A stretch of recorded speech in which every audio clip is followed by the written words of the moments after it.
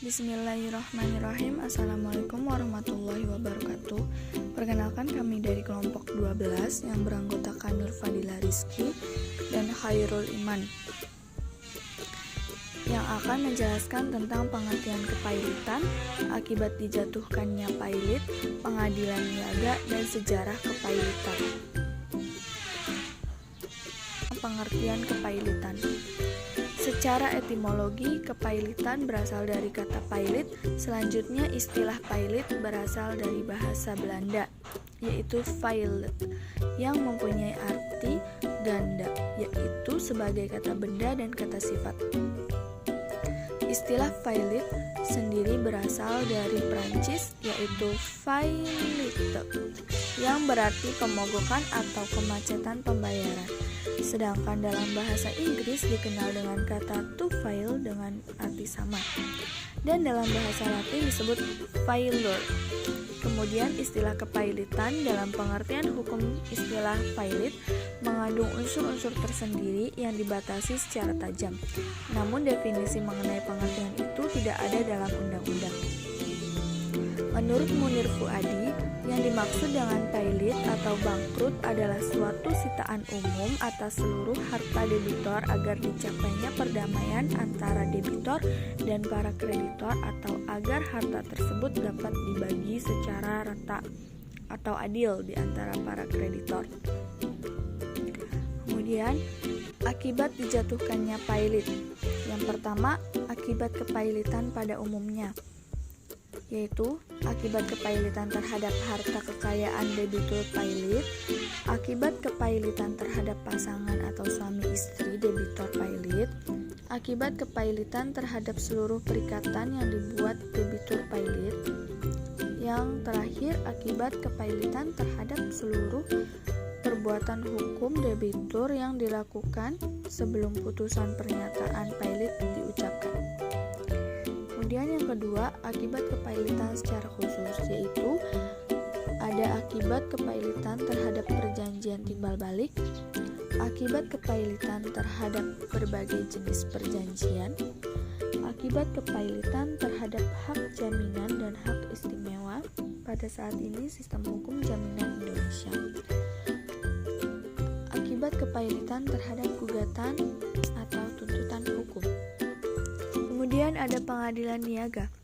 Dalam Undang-Undang Republik Indonesia Nomor 4 Tahun 1998 menambah satu bab baru, yaitu bab ketiga mengenai pengadilan niaga. Pembentukan peradilan khusus ini diharapkan dapat menyelesaikan masalah kepailitan secara cepat dan efektif. Pengadilan niaga merupakan diferensiasi atas peradilan umum yang dimungkinkan pembentukannya berdasarkan Undang-Undang Republik Indonesia Nomor 14 Tahun 1970 tentang pokok-pokok kekuasaan kehakiman. Undang-Undang Republik Indonesia Nomor 37 Tahun 2004 yang merupakan pembaharuan dari Undang-Undang Republik Indonesia Nomor 4 Tahun 1998 tidak mengatur pengadilan niaga pada bab tersendiri, akan tetapi masuk pada bab 5 tentang ketentuan lain-lain mulai dari pasal 299 sampai dengan pasal 303. Selanjutnya, pengadilan niaga merupakan lembaga peradilan yang berada di bawah lingkungan peradilan umum yang mempunyai tugas sebagai berikut. Yang pertama, memeriksa dan memutuskan permohonan pernyataan pailit. Yang kedua, memeriksa dan memutus permohonan penundaan kewajiban pembayaran utang. Yang ketiga, memeriksa perkara lain di bidang perniagaan yang penetapannya ditetapkan dengan undang-undang. Misalnya itu sengketa di bidang hak. Apabila dalam kasus kepailitan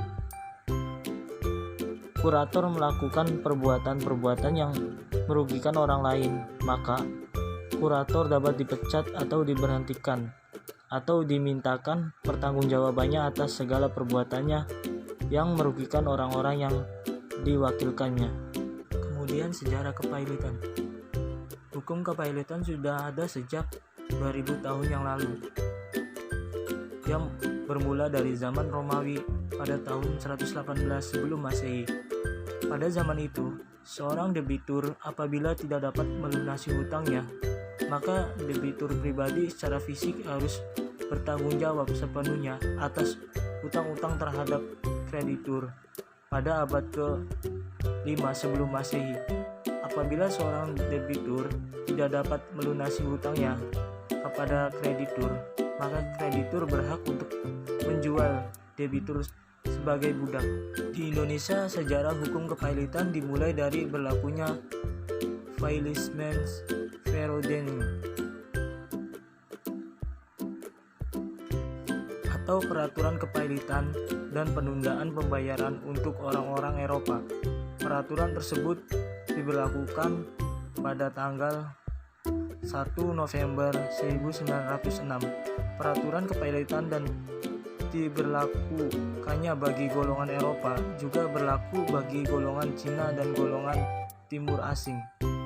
Di Amerika Serikat, sejarah umum kepailitan dimulai dari perdebatan konstitusional yang menginginkan Kongres Amerika Serikat memiliki kekuasaan untuk membentuk suatu aturan yang seragam tentang kebangkrutannya. Sekian dan terima kasih. Assalamualaikum warahmatullahi wabarakatuh.